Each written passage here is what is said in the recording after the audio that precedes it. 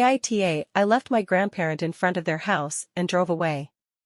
I, 30SF, live very close to my grandparents and recently bought a car. I took a loan and I will be paying for it for a few years. It is not anything fancy, but it was fairly expensive for me. Also, I don't want to lend it to anybody. Well, last weekend we were supposed to celebrate my B-Day at my parents' house with my grandma and grandpa.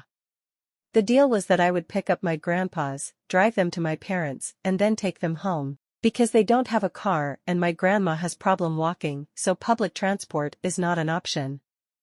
Well, I came to pick my grandpas up, and they waited in front of the house. I stopped and my grandma told me she wants my grandpa to drive, that she does not feel safe with me driving because I don't have much driving experience. I have driving license since 18 years old, and I told her that it is absolutely not an option since it is my car and I haven't even paid it yet and I will be the one driving. She started to argue that my grandpa had driven his whole life and that she would feel much better if he would drive. I told her again that it was not going to happen and to get into the car. She refused. My grandpa tried to reason with her, but she was standing there and just refused. I told her if she is not going to get into the car, I am going to leave without them, and she still refused.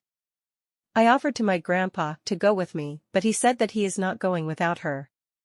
So I got back into the car and left them in front of their house.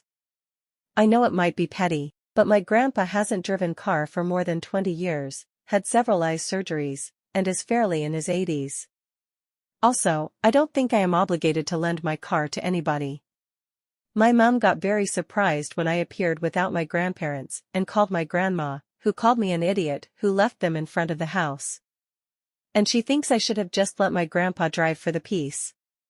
So, Reddit AITA?